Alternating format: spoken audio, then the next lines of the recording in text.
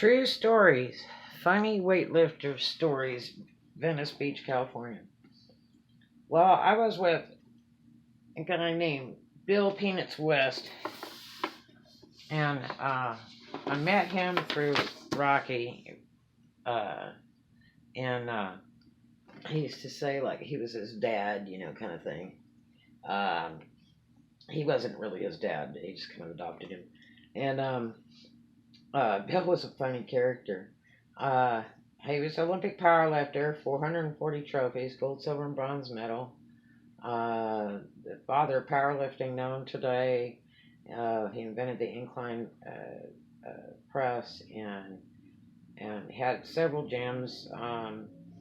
We had a gym together called West End Gym, and before he passed away, and life was interesting with Bill. Um, anyway, we decided to go to Venice Beach to the pen to go work out and walk down the boardwalk, and that was like a thing that you just did all the time. Anytime you got a chance, you went down to the beach. Parking was tough. You either had to pay for parking or park forever away, but I had an adopted brother that lived down on Market Street, and so we parked over at Mickey's house, and we were walking towards a circle, which is a big circle street around the post office down there at the Venice post office. And all of a sudden, this big musclehead, which I think, if I remember correctly, I think it was Franco Colombo, comes running up to Bill's. We're walking towards a circle across the street and starts yelling and screaming at him. And Bill starts yelling at him. And then about 5 other muscleheads come over. And I'm like, oh my God, we're going to get beat up by a gang. And they were just going at it, screaming loud as hell, and what they're going to do to each other. And then all of a sudden, he grabs Bill around the neck, and they're laughing and joking around and picking each other up.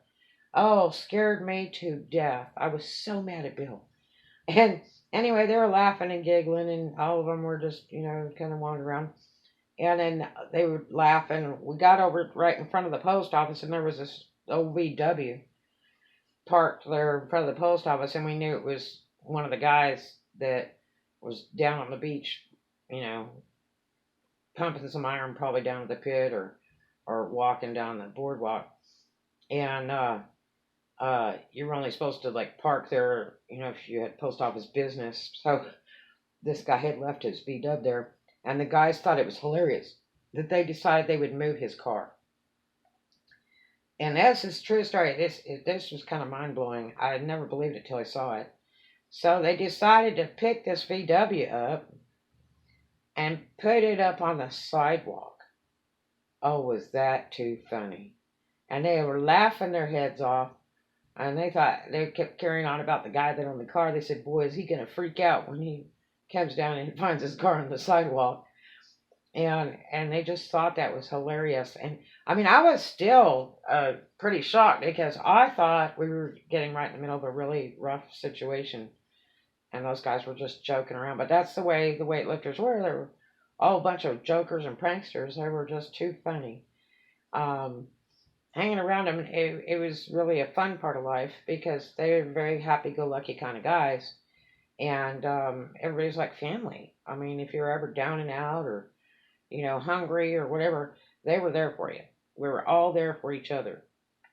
And I was lucky to know a lot of the biggies, Arnold and Franco and Zabo and Joe Gold and numerous others.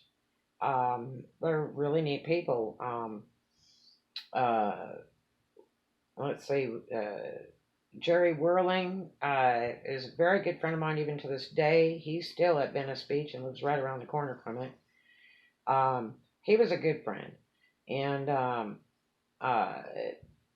got some cool stories about him and Bill Pettis, the man with the largest arms in the world, and stuff like that. But that was really a funny day. It was unreal. And the only reason I say anything about it is because it's years later, and most of those guys are dead that did all that, so they won't get prosecuted. But anyway, it's hard to knock on the door of a dead person.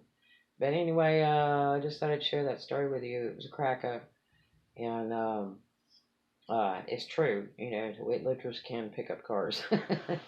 So, I sure hate it for the character that owned that V-dub. But anyway, you guys have a great day. I hope you enjoyed that story. And if you were there, it was definitely a riot. Okay? Talk to you later. You have a great one.